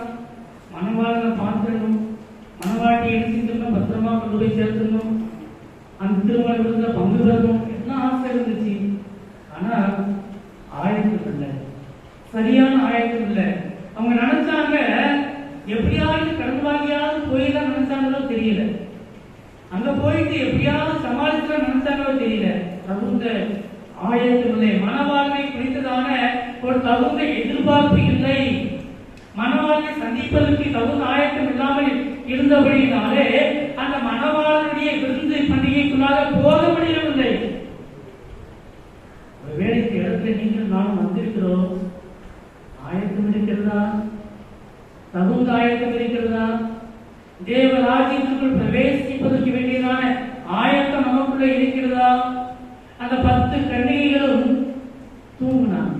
10 கன்னிகைகளும் மணவாளன் வர தாமதித்த போது 10 கன்னிகைகள் நினைச்சாங்க தூங்கினாங்க. 5 கன்னிகைகள் தான் தூங்கினாங்கன்னு 10 கன்னிகைகளும் தூங்கினாங்க. ஆனா எது அந்த புத்தியுள்ள 5 கன்னிகைகளை காப்பாற்றினது என்று நாம் பார்க்கும் பொழுது, அவர்கள் கொண்டு போயிருந்த எண்ணெய், அவர்கள் வைத்திருந்த அந்த எண்ணெய் அந்த மனிதர்களை, அதாவது அந்த புத்தியுள்ள கன்னிகைகளை காப்பாற்றினது என்பதாக நாம் பார்க்கின்றோம். இந்த இடத்தை நாம் பார்க்கும் பொழுது நாமும் இந்த இடத்தை புத்தி உள்ளவர்களை போல இருக்கிறோமா, இல்லை புத்தி அற்றவர்களை போல இருக்கிறோமா என்பதை யோசித்து பார்க்க நாம் அழைக்கப்படுகிறோம். திருச்சபைக்கு வந்திருக்கிறோம், வசனத்தை கேட்கிறோம், ஜெபம் பண்ணுகிறோம், எல்லாம் நல்லதுதான். ஆனால் ஆண்டவர் கொடுத்திருக்கின்ற, இலவசமாக கொடுத்திருக்கின்ற அந்த ஆவிக்குரிய பரிசுத்த ஆவியானவரை நாம் பெற்றிருக்கிறோமா என்பதுதான் காரியமாக இருக்கிறது. அந்த புத்தி உள்ள கன்னிகைகள் எண்ணெயாகி அந்த பரிசுத்த ஆவியை பெற்றிருந்தபடியினாலே அந்த பரலோக ராஜ்யத்திற்குள்ளாக அந்த மணவாளனுடைய விருந்து பண்டிகைக்குள்ளாக பிரவேசிக்கக்கூடிய அந்த பாக்கியத்தை பெற்றுக் கொண்டார்கள். ஆயத்தத்தோடு காணப்பட்ட அந்த 10 கன்னிகைகளும் என்ன இருந்த மாற்றத்திலே தங்களை காத்துக் கொண்டார்கள். அந்த ராஜ்யத்திற்குள்ளாக அந்த பண்டிகைக்குள்ளாக பிரவேசித்தார்கள். உங்களுக்கும் எனக்கும் தேவை என்ன? பரிசுத்த பரிசுத்த சொல்லுங்க, பரிசுத்த ஆவியானவர். எல்லாருக்கும் கேள்வி என்னன்னா, எனக்குள்ள இருக்கிறாரா? எனக்குள்ள இருக்கிறாரா? இல்லையா அப்படிங்கிற கேள்வி. நமக்குள்ளே இருப்பாரையானால் நிச்சயமாகவே தேவராஜ்யத்திற்குள் பிரவேசிக்க முடியும். இப்போ அந்த 5 புத்தியில்லாத கன்னிகைகள் அந்த பரிசுத்த ஆவியை குறித்ததான ஒரு கரிசனையே கிடையாது. கரிசனையே வாரந்தோறும் சர்ச்சைக்கு வரோம், வாரந்தோறும் நாளைக்கு போறோம், வாரந்தோறும் தசமபாகம் கொடுக்கிறோம், நீண்ட ஜெபம் பண்றோம், எல்லாம் பண்ணுவாங்க. ஆனா பரிசுத்த ஆவியானவர் எனக்குள்ள இருக்கிறாரா என்று நிச்சயமற்ற நிச்சயம் இருக்காது. நிச்சயமில்லாத இந்த ஜனம் தேவராஜ்யத்திற்குள் பிரவேசிக்க முடியாது. ஆகவே தான் ஆண்டவர் சொன்னார் மத்தேயு 25:13 மனுஷகுமாரன் வரும் நாளையாவது நாளிகையாவது நீங்கள் அறியாதிருக்கிறபடியால் விழித்திருங்கள். எப்படி விழித்திருக்க வேண்டும்? பரிசுத்த ஆவியானவர் எனக்குள்ள இருக்கிறாரா என்கின்ற கேள்விக்குறியோடு என்கிற கேள்வியோடு கூட நீங்கள் நானும் விழித்திருக்கணும். ஜெபம் பண்ணி விழித்திருப்போம், நல்லதுதான். ஆனால் பரிசுத்த ஆவியானவர் எனக்குள்ள இருக்கிறாரா என்கின்ற அந்த நிச்சயத்தோடு நாம் விழித்திருக்கிறோமா என்பதுதான் முக்கியமான ஒரு காரியமாக இருக்கிறது. ஆண்டவர் எதிர்பார்க்கிற காரியம் என்ன? ஆண்டவர் நமக்குள்ளே பிரவேசிக்க விரும்புகின்றார். அந்த 5 புத்தி இல்லாத கன்னிகைகள் ஆண்டவரை குறித்த அறிவு இல்லாதபடியினாலே, அந்த எண்ணெயை குறித்த அறிவு இல்லாதபடியினாலே அந்த ராஜ்யத்திற்குள்ளாக அந்த சந்தோஷத்திற்குள்ளாக போக முடியாமல் போனது. நமக்கு அந்த பரிசுத்த ஆவியை குறித்த அறிவு இல்லாமல் இருக்குமே, ஆனால் ஜீவனுக்குள் பிரவேசிக்க முடியாது. நமக்கு ஆண்டவர் எதிர்பார்க்கிற காரியம் என்ன? அந்த ஜீவனுக்குள் பிரவேசிக்க நாம் விரும்புவோமே, ஆனால் தேவனை குறித்த அறிவு இருக்க வேண்டும். தேவனை குறித்ததான அறிவு நமக்குள்ள இருக்குமே, ஆனால் அந்த தேவனுடைய ராஜ்யத்துக்குள்ளாக பிரவேசிக்க முடியும். அல்லேலூயா, அல்லேலூயா. கொஞ்சம் கேட்டு பாருங்க, உங்களுக்குள்ளே கேட்டு பாருங்க, எனக்குள்ள இருக்கிறாரா இல்லையா? எனக்குள்ள இருக்கிறாரா இல்லையா? இப்ப தெரிஞ்சிருச்சு, பரிசுத்த ஆவியில என்ன செய்ய முடியாது, பரலோகத்துக்குள்ள போக முடியாதுன்னு தெரிஞ்சிருச்சு. பரிசுத்த ஆவி எனக்குள்ள இருக்கிறாரா இல்லையா என்பதை எப்படி நாம் தெரிந்து கொள்வது? தொடர்ந்து சர்ச்சைக்கு வரதை வச்சு கண்டுபிடிச்சலாமா?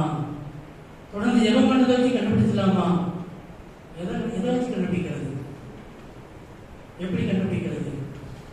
வெளிப்படுத்தின விசேஷம் 22ஆம் அதிகாரம் 14ஆம் வசனத்தை வாசியுங்கள்.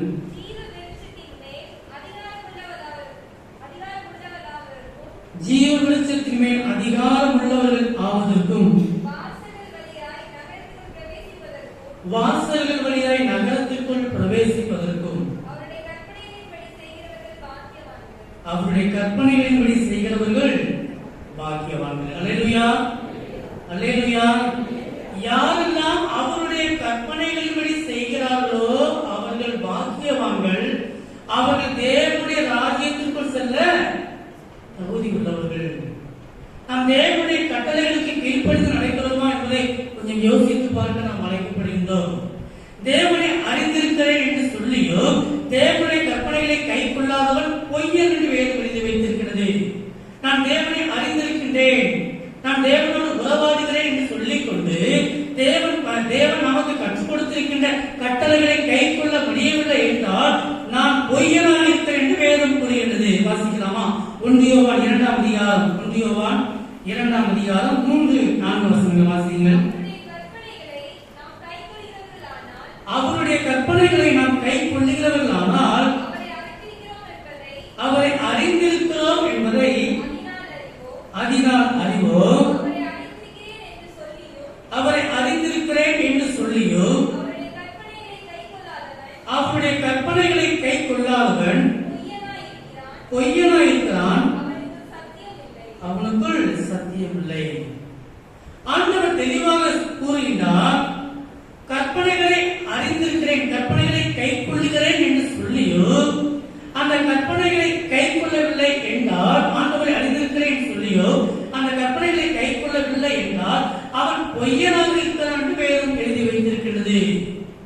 நாம் எப்படி இருக்கிறோம்? கற்பனைகளை கை கொள்ளுகிறோமா? கற்பனைகளை கை கொண்டு நடந்து கொண்டிருக்கிறோமா? நாம் யோசித்து பார்க்க நாம் அழைக்கப்படுகிறோம். ஒரு மனிதன் எப்பொழுது தேவனுடைய கற்பனைகளை கை கொள்ள முடியும், கடைபிடிக்க முடியும் என்று பார்க்கும் பொழுது, ஒரு மனிதன் தேவனுடைய ஆவியினாலே நடத்தப்படும் பொழுது மாத்திரமே அந்த கற்பனைகளை கடைபிடிக்க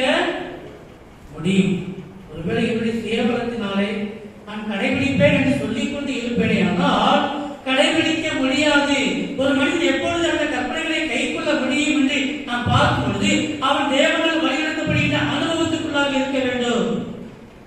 தேவன் அவனை வழிநடத்த வேண்டும். தேவன் அவனுக்குள்ளாக இருந்து வழிநடத்த வேண்டும். அப்படி ஒரு மனிதனை வழிநடத்தும் போது மாத்திரமே அந்த கற்பனைகளை கைக்கொள்ள முடியும். அப்படி ஒரு மனிதனால என்ன செய்ய முடியாது, கைக்கொள்ள முடியாது. ஒரு மனிதன் ஆண்டவரை நோக்கி ஓடி வந்தான். நமக்கு தெரிந்த ஒரு சம்பவம்.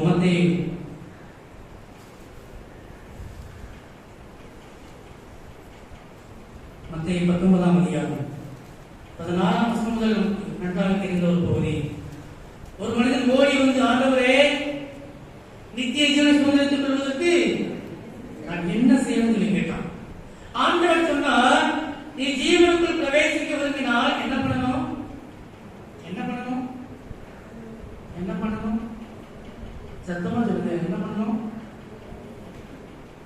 கற்பனைகளை கைக்கொள். 17ஆம் வசனம், மத்தேயு 19ஆம் அதிகாரம் 17ஆம் வசனத்தை பார்க்கும் பொழுது, நீ ஜீவனில் பிரவேசிக்க விரும்பினால் கற்பனைகளை கைக்கொள். சொன்ன மாத்திரத்தில் எவைகளை என்று அவன் கேட்டான். ஆண்டவர் பதில் கொடுக்கின்றார், விபச்சாரம் பண்ணக்கூடாது, களவு செய்யக்கூடாது, கொலை செய்யக்கூடாது, பொய் சாட்சி சொல்லக்கூடாது என்று சொல்லி ஆண்டவர் சொல்லிக்கொண்டே போகிறார். கடைசியாக உன்னிடத்தில் நீ அன்பு கூறுவது போல பிறனிடத்தில் அன்பு கூறுவாயாக என்று ஆண்டவர் சொல்லுகின்றார். வாலிபன் என்ன சொன்னான்? என்ன சொன்னான்? சிறு வயது முதல் கை கொண்டு இருக்கிறேன், இன்னும் என்னிடத்தில் என்ன குறைவு, குறைவு என்ன என்று அவன் பதில் கொடுத்தான். ஆண்டவர் சொன்னார், நீ பூரண சர்வனாய் இருக்க விரும்பினால் நீ போய் உனக்கு உண்டானவர்களை விட்டு தரித்திரத்தை கொடு, அப்பொழுது பரலோகத்தில் உனக்கு பொக்கிஷம் உண்டாயிருக்கும், பின்பு என்னை பின்பற்றி வா என்றார். உண்மை கொடுத்தானா? கொடுத்தானா?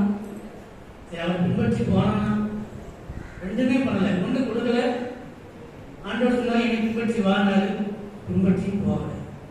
ஆனா என்ன சொன்னா? சிறு வயது முதல் பொய் தானே இருக்கு. நான் சின்ன வயசுலேருந்தே கை கொண்டு வருகிறேன் சொல்றது பொய் தானே இல்லையா? ஆண்டவர் என்ன சொன்னாரு? உனக்கு உண்டானதை விட்டு நீ தடுக்கிறதுக்கு கொடுக்க முடியல. தன்னை போல பிறனை நேசிக்காத இந்த மனிதன் சொன்ன காரியம் என்ன? என் சிறு வயது முதல் இவைகளை கை கொண்டிருக்கிறேன் என்று அவன் பதில் கொடுத்தான். இந்த சம்பவத்தில் நாம் கற்றுக்கொள்ள வேண்டிய காரியம் என்ன? ஆண்டவரை பின்பற்றாத ஒரு மனிதன், ஆண்டவருடைய வழிநடத்தி இல்லாத ஒரு மனிதன் கற்பனைகளை கைக்கொள்ள முடியாது.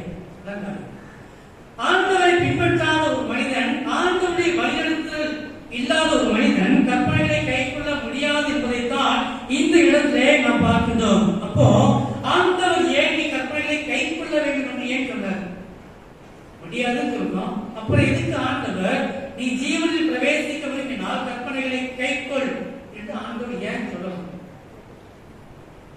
எதுக்கு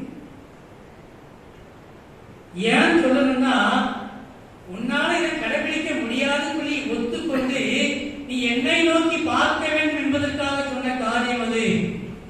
நீ என்னுடைய பலன் இல்லாமல், என்னுடைய கிருபை இல்லாமல், என்னுடைய வல்லமை இல்லாமல் உன்னால் கடைபிடிக்க முடியாது என்பதை நீ உணர்ந்து கொள்ள வேண்டும் என்பதற்காக ஆண்டவர் சொன்னார்.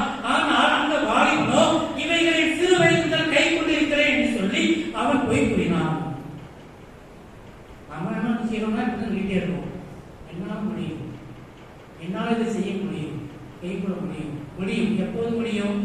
ஆண்டவர் நமக்குள்ளே இருப்பாரே ஆனால் நம்ம கற்பனைகளை கை கொள்ள முடியும். ஆகவேதான் ஆண்டவர் கற்பனைகளை கை கொள்ள சொல்லுகின்றான். ஒரு மனிதன் கற்பனைகளை கை கொள்ளுவானே ஆனால் அவன் ஆண்டவரை அறிந்தவனாக இருக்கின்றான். ஆண்டவரை அறிந்திருப்பானே ஆனால் அவன் ஜீவனுக்குள் பிரவேசிக்கின்ற அந்த ஒரு வாக்கியத்தை பெற்றுக் கொள்கின்றான். அல்லேலூயா, அல்லேலூயா. நம் ஆண்டவரை அறிந்திருக்கிறோமா என்பதுதான் கேள்வியாக இருக்கிறது. நம் ஆண்டவரை அறிந்திருப்போமே ஆனால், தகுந்த ஆயத்தத்தோடு நீங்கள் நாம் காணப்படுவோமே ஆனால், நிச்சயமாகவே அவருடைய வருகையின் போது நம்மால் காணப்பட முடியும். ஒருவேளை தகுந்த ஆயத்தம் இல்லை என்றால், மத்திய 7ஆம் அதிகாரத்தில் சொல்லப்பட்டபடி கடைசி நாட்களை கர்த்தாவே கர்த்தாவே என்று சொல்லி கூப்பிடுடைய அந்த லிஸ்ட்ல என்ன செய்வோம்? இருப்போம்.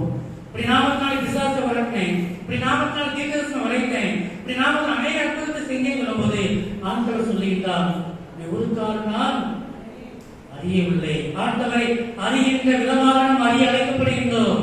சர்ச்சைக்கு வந்தா பருவத்து போயிடலாம் எந்த இடத்தை எழுதப்படல. மாறாக ஆண்டவராக இயேசு கிறிஸ்துவை உங்கள் உள்ளத்தை ஏற்றுக்கொள்ளும் பொழுது மாத்திரமே அந்த பரலோக ராஜ்யத்துக்குள்ளாக பிரவேசிக்க முடியும் என்று வேதம் எழுதி வைத்திருக்கிறது. நம் ஆண்டவரை ஏற்றுக்கொண்டிருக்கிறோமா? சொந்த ரட்சகராக ஏற்றுக்கொண்டிருக்கிறோமா? பாரம்பரியமாக கிறிஸ்தவர்களாக இருக்கலாம், ஆனால் உங்கள் உள்ளத்தை ஆண்டவர் பிடிபெயர்ந்திருக்கிறாரா என்பதை நாம் சற்று சீர்தூக்கி பார்க்க நாம் அழைக்கப்படுகிறோம். ஒன்று கொரிந்தியர் 3ஆம் அதிகாரத்தை நாம் பார்க்கும் பொழுது ஆண்டவர் சொல்லுகின்றார், பவுல் மூலமாக 1 கொரிந்தியர் 3ஆம் அதிகாரம் 14ஆம் வசனத்திலே, நீங்கள் தேவனுடைய ஆலயமாய் இருக்கிறீர்கள் என்றும் தேவனுடைய ஆவி உங்களில் வாசமாய் இருக்கிறார் என்றும் அறியாதிருந்தீர்களா? அந்த கொரிந்து திருச்சபை மக்கள் அறியாமல் காணப்பட்டார்கள். திருச்சபைக்கு போய்கொண்டிருந்தார்கள், அநேக வரங்களை பெற்றிருந்தார்கள். ஆனால் ஆண்டவர் உள்ளே இருக்கின்றார், ஆண்டவர் தங்கி இருக்கின்றார் என்கின்ற உணர்வில்லாமல் வாழ்ந்து கொண்டிருந்தார்கள். நமக்கு அந்த உணர்வு இருக்கிறதா? ஆண்டவர் எனக்குள்ளே இருக்கிறார் என்கின்ற உணர்வு நமக்குள்ளே இருக்கிறதா? கொஞ்சம் சீர்தூக்கி பார்க்க நாம் அழைக்கப்படுகின்றோம். என்ன இல்லாமல் அந்த கன்னிகைகள் நாளை அந்த ராஜ்யத்திற்குள்ளாக, அந்த பங்கனுக்குள்ளாக, விருந்து கொண்டாட்டத்திற்குள்ளாக போக முடியல. நமக்கு பரிசுத்த ஆவி இல்லை என்றால் நாமும் அந்த ஜீவனுக்குள்ளாக பிரவேசிக்க முடியாது. கொஞ்சம் மனசு ஆராய்ந்து பார்ப்போம். ஒருவேளை இதுவரைக்கும் அந்த பரிசுத்த ஆவியை குறித்து கேள்விப்படாமல் இருக்கலாம், அந்த பரிசுத்த ஆவியை பெற்றுக்கொள்ளாமல் இருக்கலாம். இந்த நாள் ஆண்டவர் அன்பாய் எதிர்பார்க்கின்றார். அந்த பரிசுத்த ஆவியை பெற்றுக்கொள்வதற்கு நான் என்ன செய்ய வேண்டும் என்று சொல்லி ஒருவேளை நாம் கேட்போமே, ஆனால் ஆண்டவர் தெளிவாக எழுதி வைத்திருக்கின்றார். மத்தேயு 7ஆம் அதிகாரத்தை நாம் பார்க்கும் பொழுது, மத்தேயு 7ஆம் அதிகாரத்தை ஒரு வசனத்தை மாத்திரம் நாம் வாசித்து நாம் படிக்கலாம். மத்தேயு 7ஆம் அதிகாரம் 11ஆம் வசனம்.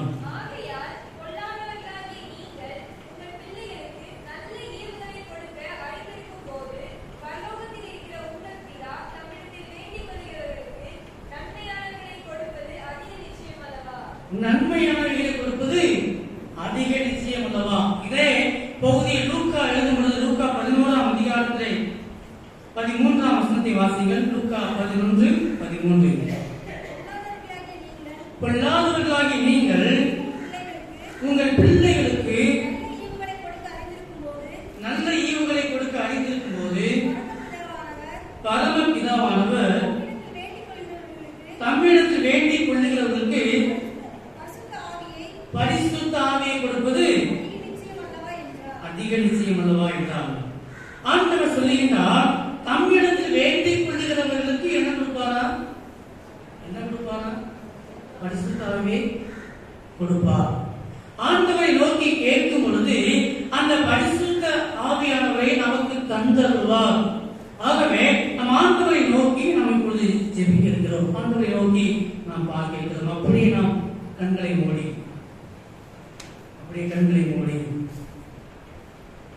நம் ஆண்டவரை நோக்கி நாம் பார்ப்போம். பரிசுத்த ஆவியானவரை நாம் பெற்றுக்கொள்ளாவிட்டால் வருகையிலே நாம் கைவிடப்படுவோம்.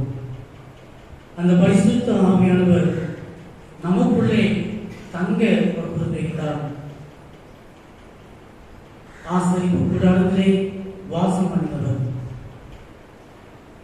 எருசலேம் தேவாலயத்திலே வாசம் பண்ணினவர், இப்பொழுது நம் இருதயத்திலே வாசம் பண்ண அவர் விரும்புகிறார். உன்னதமானவர் நம்முடைய இருதயத்தை வாசம் பண்ண விரும்புகிறார். ஒருவன் அவருடைய அழைப்பின் சத்தத்தை கேட்டு அவன் திறந்து கொடுக்கும் பொழுது அவன் இருதயத்திற்குள்ளாக பிரவேசிக்கின்றான். ஆண்டவரே, நீர் என் உள்ளத்தில் வா, நீர் என் உள்ளத்தில் வா நாம் சொல்லுவோமா? ஒரே உள்ளத்தில் வா. வருகின் போது நான் கைவிடப்பட்ட நிலைமையை நின்றுவிடக்கூடாது. உன்னை அறியேன் என்று நீர் சொல்லிவிடக்கூடாது. நம் பாரத்தோடு ஆண்டவரை நோக்கி பார்ப்போமா? பொல்லாதவர்களாகி நீங்கள் உங்கள் பிள்ளைகளுக்கு நல்ல ஈவுகளை கொடுக்க அறிந்திருக்கும் பொழுது தம்மிடத்தில் வேண்டிக் கொள்கிறவர்களுக்கு பரிசுத்த ஆவியை கொடுப்பது அதிக நிச்சயம் அல்லவா? வாக்கு கொடுக்கின்றார், அதிக நிச்சயம். ஆண்டவரை நோக்கி நாம் கேட்போமா? ஆண்டவரே, என்னை பரிசுத்த ஆவியினால் நிரப்புவீராக, எனக்குள்ளே வாரும், எனக்குள்ளே தங்கியிலும் ஆண்டவரே என்று சொல்லுவோமா? ஒரே ஒப்பு கொடுக்கிறோம். வசனத்தை கேட்ட பிள்ளைகள் அந்த பாரம்பரிய கிறிஸ்தவர்களாக அல்லாது ஆண்டவர் உண்மையாகவே மீட்டெடுக்கப்பட்ட ஜனமாக பரிசுத்த ஆவியின் அனுபவத்தோடு அந்த பரிசுத்த ஆவியின் வழிநடத்தலோடு வாழ்கின்ற ஒரு அனுபவத்தோடு வாழ ஆண்டவரே கிருபை பாராட்டும்படியாக செய்கிறோம். ஒவ்வொருவரையும் ஆண்டவர் பலப்படுத்துகிறேன். அர்ப்பணித்திருக்கின்ற பிள்ளைகளோடு ஆண்டவரே பேசியிருக்கிறேன், அதற்காக ஸ்தோத்திரம். நடத்துகிறாக ஆண்டவரை பெற்றுக்கொண்ட பிள்ளைகள் நிலைத்திருக்க நீ உதவி செய்கிறாக. இயேசு மூலம் ஜெபங்கள் ஜீவனுள்ள நடத்தாவே. ஆமென்.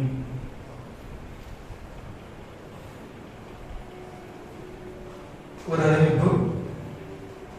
இன்று மாலை கீத ஆராதனையில் பாடல் பாடுகின்ற பிள்ளைகள், வேதபாடம் வாசிக்கின்ற பிள்ளைகள் சரியாக 6:30 மணிக்கு ஆலயத்திற்கு வரும்படியாக கேட்டுக்கொள்கிறேன்.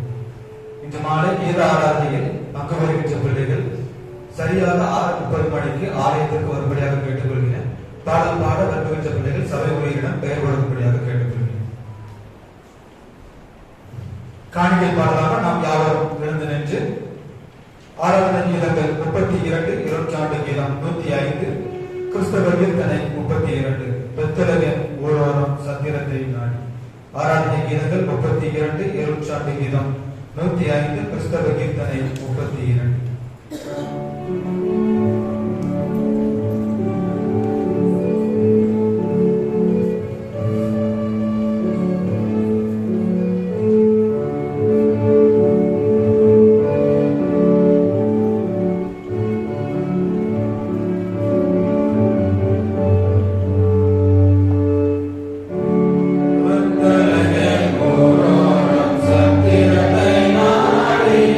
Better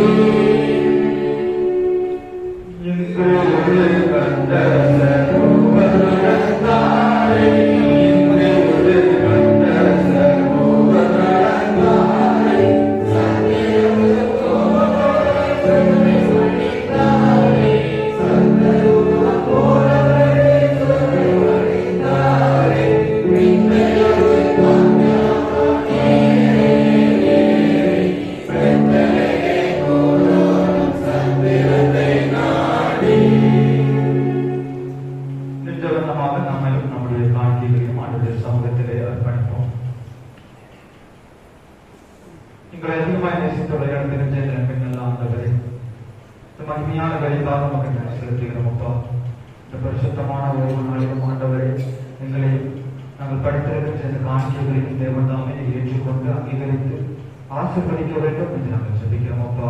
இந்த பூமியிலே ஆண்டவரே நாங்கள் வாழ்வதற்கு ஏற்ற பலனையும் ஆசீர்வாதங்களையும் தந்து இம்மட்டும் எங்களை வழிநடத்தின தேவன் இந்த நாளிலும் ஆண்டவரே முழு இதயத்தோடு இந்த சமூகத்திலே பிள்ளைகள் படைத்திருக்கின்ற காணிக்கைகளை ஏற்றுக்கொண்டு ஆண்டவர் நாங்கள் படைத்த ஒவ்வொரு பிள்ளைகளின் குடும்பங்களையும் நீர் ஆசீர்வதிக்க வேண்டும், பலப்படுத்த வேண்டும் என்று நாங்கள் ஜெபிக்கிறோம் அப்பா. பயன்படுத்துகின்ற காரியங்கள் எல்லாவற்றிலும் கிருபை தங்கியிருக்கட்டும். ஆண்டவருடைய கருத்தில் அர்ப்பணிக்கிறோம்.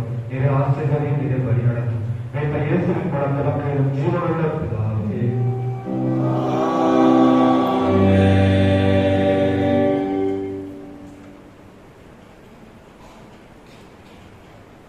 யாரும் குழந்தை படையில் பொதுவான சொற்களை சேர்ந்து இருக்கும். சர்வ வல்லமையுள்ள தேவனே, சர்வ ஜீவ தயாரிப்பில்லாத எங்களுக்கும் மற்றெல்லாம் மனிதருக்கும் அன்புள்ள தெய்வக்காகவும் நாங்கள் மிகுந்த தாழ்மையோடும் முழு இதயத்தோடும் காப்பாற்றுவதற்காகவும் இணைக்குரிய எல்லா ஆசீர்வாதங்களுக்காகவும் உங்களை இணைகிறோம். விசேஷமாக கர்த்தராகிய உலகத்தை மீட்டுக்கொண்ட நன்மைக்காகவும் கிருபையின் எண்ணங்களுக்காகவும் மகிழ்ச்சியும் நம்பிக்கைக்காகவும் செலுத்துகிறோம். நாங்கள் உண்மையால் இருக்கிறோம். எங்களுக்கு ஊழியத்துக்கு ஒன்று கொடுத்து எங்கள் வாழ்நாள் எல்லாம் உனக்கு முன்பாக பரிசுத்தமும் நீதியும் உள்ளவரை நடக்கவும் எங்கள் வாக்கினாலே மாற்றமல்ல எங்கள் நடத்தையினாலும் தேவன் செய்த விவரங்கள் எல்லாவற்றையும் கொண்டு கொள்ளும் உணர்வை எங்களுக்கு அருள் செய்ய வேண்டும் என்று எங்கள் கர்த்தராகிய இயேசுவின் வேண்டிக் கொள்கிறோம். அவர்களுக்கும் தேவருக்கும் பிரசனாவிற்கும் எல்லா மையையும் சதாகாலமாக. ஆமென்.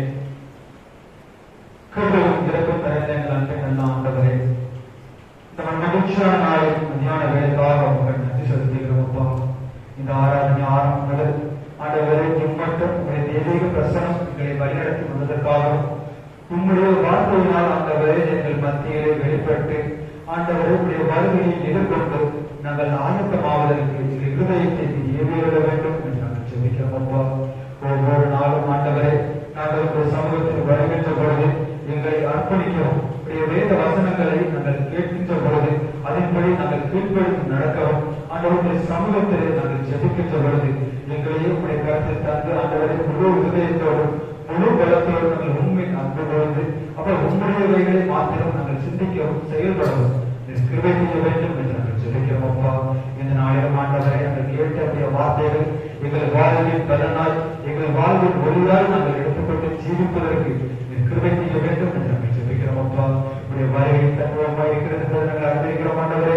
உடைய வருகையின் பொழுது ஆண்டவருடைய ஒவ்வொரு பிள்ளைகளும் ஆண்டவரை கைவிடப்படாமல் ஏற்றுக்கொள்ளப்படுவதற்கு ஏற்றவர்களாக ஆண்டவர்கள் உலக வாழ்விலே உங்களுடைய பிள்ளைகளுக்கு சொல்லிக் கொள்வதற்கு தகுதியுள்ள பாத்திரமாக நாங்கள் வாழவும் வளரவும் எங்களுக்கு கிருபை செய்ய வேண்டும் என்று ஜெபிக்கிறோம் அப்பா.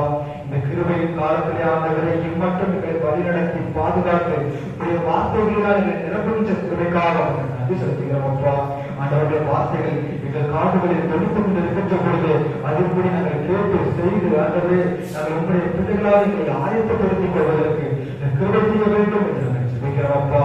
ஆண்டவர்கள் ஆயத்தப்படுகின்றவர்களாக மற்றவர்களை ஆயத்தப்படுத்துகின்ற பிள்ளைகளாக வாழ்வதற்கு கிருபை செய்ய வேண்டும் என்று நாங்கள் ஜெபிக்கிறோம் அப்பா. இந்த நாளிலும் ஆண்டவரே இவர்கள் மத்தியில் நடத்தி வந்த ஊழியர்களுக்காக நன்றி செலுத்துகிறோம் ஆண்டவரே. அவர்கள் படிக்கின்ற படிப்புகளை தேவன் ஆசீர்வதியும்.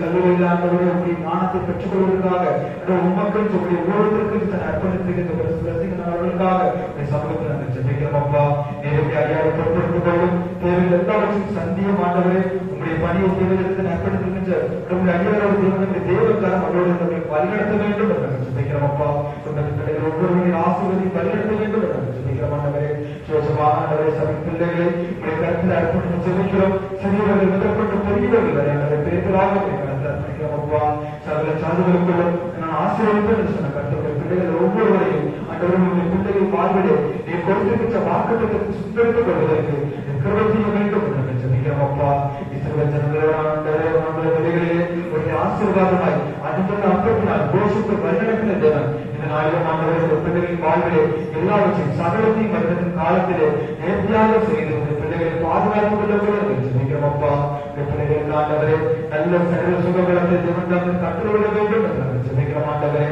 அப்பா என்னென்ன பலவீனங்களினால் என்னென்ன வியாதிகளினால் ஆண்டவர் பலவீனப்பட்டுக் கொண்டிருக்கிறார்களோ பிள்ளைகள் ஒவ்வொருவருக்கும் நோக்கி பார்த்து எல்லா பலவீனங்களையும் தேவன் நாமத்தில் மிக்க அகற்றிக்கொள்ளக்கூடிய ஜெபிக்கிறோம். அப்பா நான் முன்னிலிருந்து ஒரு வியாதியை நீக்கவே சொல்லி வாக்குப்படுத்துகின்ற தேவன் ஆண்டவரை கவலைகளோடு ஆண்டவரை இக்கட்டுகளோடு சமூகத்தில் வந்திருக்கிற பிள்ளைகளை நோக்கி பார்த்து அதோட கவலைகள் நீங்கி ஆனந்தம் அடையும், துக்கங்கள் நீங்கி சந்தோஷம் அடையும் கிருபை செய்ய வேண்டும் என்று ஜெபிக்கிறோம். அப்பா ஒரு சமூகத்தில் நான் இருக்கின்ற ஒருவரும் அதோட நெருமையாய் திரும்பி செல்லாம் பரிபூர்ண ஆசீர்வாதத்தை பெற்றுக்கொண்ட பிள்ளைகளாக கடந்து செல்வதற்கு கிருபை செய்ய வேண்டும் என்று ஜெபிக்கிறோம். விசேஷமாக ஆண்டவரே ஆலய பணியாளர் சாம்பவர்களுக்காக இந்த சமூகத்தில் வருகிறோம். அவர்கள் சரணங்களை காணப்படுகின்ற எல்லா கலவரங்களையும் தேவன் அச்சுப்பட வேண்டும் என்று ஜெபிக்கிறோம். அப்பா பணிகளை ஆண்டவரை ஆசீர்வாதமாக சமாதானமாக இம்மட்டம் செய்த அடியாருக்கானவரை மீண்டுமாக சரீரத்தில் நல்ல ஒரு ஆரோக்கியத்தை பலத்தை கட்டளையிட்டு மீண்டுமாக ஒரு பணியை உடைய சமூகத்தில் வந்து உலகத்தில் ஒரு சாட்சியுள்ள வாழ்க்கை வாழ்ந்து தொடர்வதற்கு கிருபை செய்ய வேண்டும் என்று ஜெபிக்கிறோம். அப்பா அவர்களுடைய பிள்ளைகளை ஆசீர்வாதம் நிறைய ஆளுநர் தேர்தலாக இருந்து அவர்களை பாதுகாத்துக் கொள்ள வேண்டும் என்று ஜெபிக்கிறோம். அப்பா பணியாளர்கள் பொறுப்பாளர்கள் ஒவ்வொருவரும் அர்ப்பணிக்கிறோம். அப்பா நியமித்திருக்கின்ற பொறுப்பாளர்களை அவர்கள் உங்களுடைய நாமத்தின் நிமித்தம் நீர் செயல்படுத்த வேண்டும் என்று ஜெபிக்கிறோம். அப்பா தங்களுடைய சொல்ல விருப்பப்படி அல்ல ஆண்டவரே உங்களுடைய சட்டம் எதுவோ அவர்களுடைய திட்டம் எதுவோ அதுபடி நடத்த வேண்டும் என்று ஜெபிக்கிறோம். அப்பா மனுஷனுடைய ஆலோசனைகள் பெரியதை நாங்கள் அர்ப்பணிக்கிறோம். ஆண்டவரை எங்களுடைய சுய விருப்பங்கள் நாங்கள் சாயாமல் அவர்கள் உங்களுடைய சித்தத்தை நாங்கள் சாய்ந்த காத்து அவர்களுக்கு கிருபை செய்ய வேண்டும் என்று ஜெபிக்கிறோம். அப்பா விசேஷமான ஆண்டவரே கிறிஸ்துமஸ் கால பண்டிகையில் அவருடைய வருகையை பிறக்கும் பண்டிகையை கொண்டாடுவதற்கு பிள்ளைகள் ஒவ்வொருவரும் அவர்கள் ஆய்வுபட்டுக் கொண்டிருக்கிறது இவன் தந்தை அறிவிக்கிறப்பா வெளி அலங்காரமாக இருந்த ஆண்டவரை இருதயத்தை ஆதாரப்படுத்திக் கொள்ள உடைய வசனத்தினாலும் உடைய வார்த்தையினாலும் அவர்கள் இருதயத்தை பரிசுத்தப்படுத்திக் கொண்டு உடைய பிறப்பை பண்டிகையை கொண்டாடுவதற்கு கிருபை செய்ய வேண்டும் என்று ஜெபிக்கிறோம். இந்த நாளில் ஆண்டவர் பண்டிகை நாட்களிலே நடைபெறுகின்ற ஆராதனைகள் கூடுதல் எல்லாவற்றையும் அப்பா கிருபை தங்கியிருக்க வேண்டும் என்று ஜெபிக்கிறோம். அப்பா எல்லாவற்றையும் ஆண்டவரை உடைய கருத்தில் அர்ப்பணிக்கிறோம். நீரே ஆர்வமும் அவருடைய நீரை ஈடுபட்டு எல்லா நாட்களையும் உங்களோடு கூட தங்கியிருந்து இதை வழிநடத்த வேண்டும் என்று ஜெபிக்கிறோம். அப்பா ஆண்டவரை 2025 ஆண்டு முழுவதுமாக உடைய கிருபை எங்களை வழிநடத்தி வந்ததற்காக நன்றி செலுத்துகிறோம். அப்பா தானே இறுதியிலும் ஆண்டவரே தேவ கரங்களை கற்றுக்கொள்ளட்டும். இக்கட்டின் பாதைகளுக்கும் அவருடைய இன்னங்களுக்கும் விலக்கி பாதுகாத்துக் கொள்ளும். நீரை பொருட்படுத்திக் கொள்ளும். நீரை வழிநடத்தும். உங்களுடைய கருத்தில் தாக்கி அர்ப்பணிக்கின்றோம். உங்கள் கரம் மகிழ்ச்சி எல்லாவற்றையும் உணர்வே செலுத்துகிறோம். மீண்டும் யோசனையின் வாழ்ந்தவன் கேளும் ஜீவனுள்ள பிதாவே.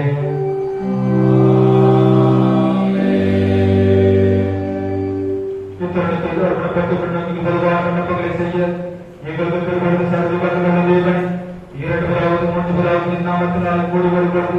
அவர்கள் கேட்கிறதை அடுத்து விரைந்து பார்த்திருக்கிறதற்காக உமது அடியாரங்களை நன்மைகள் உண்டாக எங்கள் உறுப்புகளையும் வேண்டுதல்களை இப்பொழுது நிறைவேற்றி எம்மை என்று சென்று திருகிறதை மறுமையில இந்த ஜீவனையும் எங்களுக்கு கட்டளை தரணும்.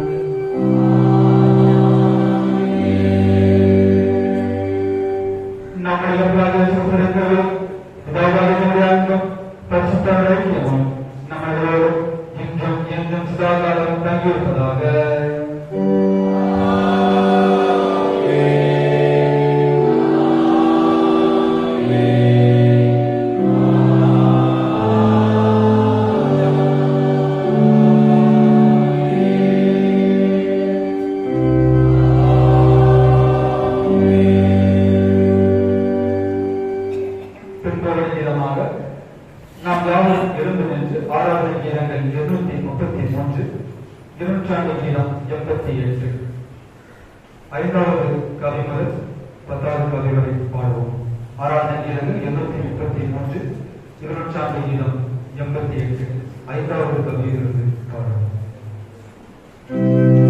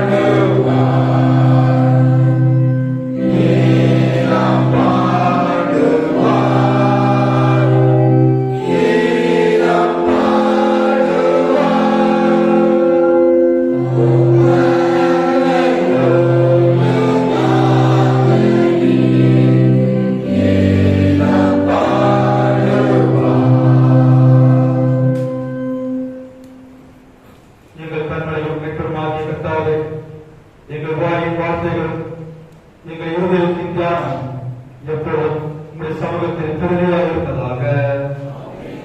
கர்த்தர் உங்கள் இருப்பாராக. தேவ சமாதானம்